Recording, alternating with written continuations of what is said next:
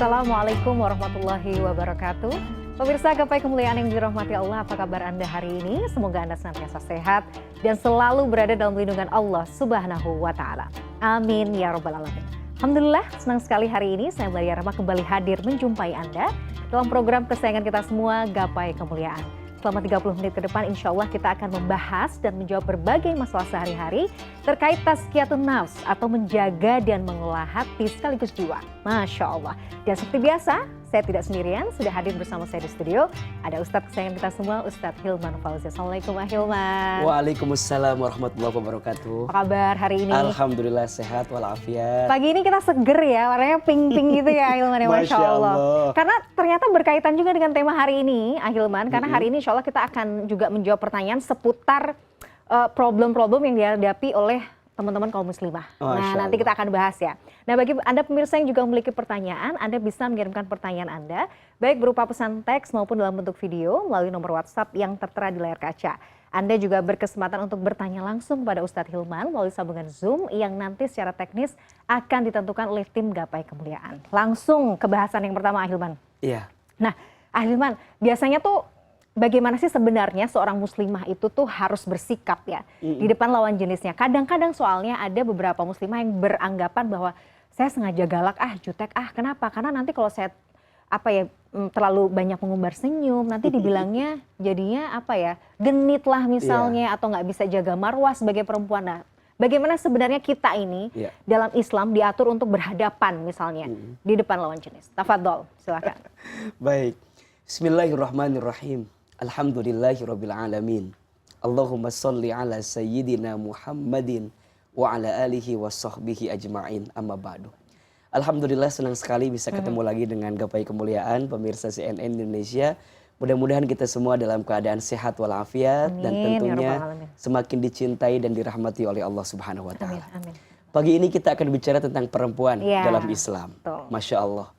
Kalau kita bicara tentang perempuan, Mbak Mila dan pemirsa, perempuan itu adalah sosok makhluk yang mulia dan dimuliakan dalam Islam. Ya, hadirnya Islam itu memuliakan perempuan. Karena mohon maaf, sebelum Islam hadir, perempuan itu hanya dijadikan sebagai alat gitu ya, untuk melampiaskan hawa nafsu yang barangkali itu mengarah kepada keburukan. Tapi dengan datangnya Islam, justru Islam menempatkan perempuan pada posisi yang sangat mulia. Bahkan kalau kita lihat di dalam Al-Quran, Allah menghadirkan surat khusus yang bicara tentang perempuan, yaitu surat An-Nisa. Maka oleh karena itu, siapapun di antara kita yang ditakdirkan menjadi seorang perempuan, tolong dijaga kemuliaannya. Betul. Agar kemudian kita bisa mendapatkan kemuliaan dari Allah Subhanahu wa Ta'ala. Perempuan itu punya 4 potensi ketika dia menjadi ingin mulia. 1, saat dia menjadi seorang hamba dari Tuhannya. 2, saat dia jadi seorang anak dari orang tuanya. 3, saat dia jadi seorang istri dari suaminya. Dan yang keempat, saat dia jadi seorang ibu dari anak-anaknya. Nah, 4 posisi ini adalah beberapa posisi yang mengantarkan perempuan bisa mendapatkan kemuliaan.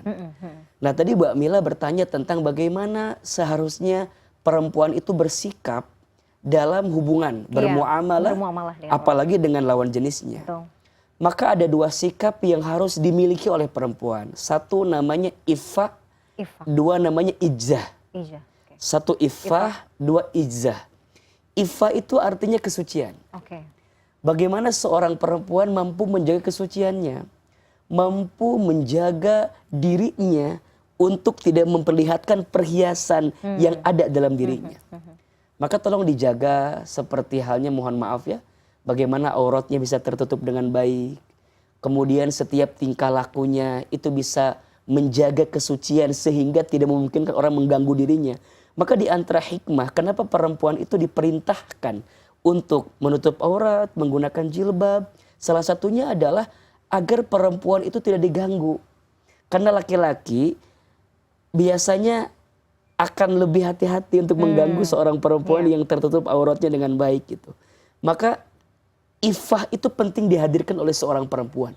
Bagaimana dia punya kehormatan, bagaimana dia punya sesuatu yang suci dalam dirinya dan tidak dia tampakkan kepadanya. Maka yang namanya perempuan, ketika dia bicara, ketika dia tertawa, ya tertawa tentu tidak terbahak-bahak gitu ya. Kemudian juga dia diperintahkan untuk bisa menundukkan pandangannya, termasuk juga apa istilahnya, menguatkan telinga daripada pendengarannya. Karena mohon maaf, perempuan itu kan lemahnya di telinga, sedangkan laki-laki lemahnya di mata. Oke, betul. Maka ya perempuan mudah sekali ketika dibisikin sesuatu, maka akan membuat dirinya terjerumus pada sesuatu yang tidak baik. Bukankah kisah Adam dan Hawa itu bercerita ketika bagaimana Hawa digoda oleh syaitan untuk meminta sesuatu kepada Adam yang Allah sudah melarang Adam untuk mengambil itu. Tapi yang namanya laki-laki dari dulu sampai sekarang lemahnya ada pada sisi wanita. Ketika Adam matanya nggak bisa ngelihat Hawa tuh nangis gitu, merengek gitu. Maka pada akhirnya Hawa yang diuji dengan telinganya menggoda Adam, bisikan daripada setan itu. Kemudian Adam melihat Hawa yang begitu menginginkan buah tersebut, ya akhirnya melakukan sesuatu yang dilarang oleh Allah Subhanahu wa taala. Maka seorang perempuan tolong dipastikan iffah dalam dirinya. Bagaimana dia memiliki kehormatan, kesucian yang benar-benar dihadirkan. Nah, yang kedua izzah. Izzah itu kemuliaan. Ya. Apa sih yang membuat perempuan itu mudah terjerumus pada satu keburukan? Ada dua. Satu, lisannya. Dua, kemaluannya. Maka kalau kita melihat pada konteks di atas, yang namanya perempuan, kita semua harus pandai menjaga lisan. Dan itu sulit ya? Dan itu sulit. Walaupun memang ya kita tidak bisa memungkiri kebutuhan kosakata laki-laki dengan perempuan kan beda ya. Beda ya kan? Ya kan? Secara psikologi juga sudah laki-laki setidaknya 5.000 kata per hari, perempuan 20.000 kata per hari. Jauh banget ya. Iya Kak, jadi kalau perempuan lagi bicara berarti dia sedang menghabiskan kuota kosakata. Makanya jadi pahami ya sebenarnya. Maka ketika kita bicara harus lebih hati-hati. Faliyaqul khairan aw liyasmut. Berkata yang baik atau diam. Karena banyak perempuan yang terpeleset masuk ke dalam api neraka, salah satunya karena dia tidak pandai menjaga lisannya. Betul.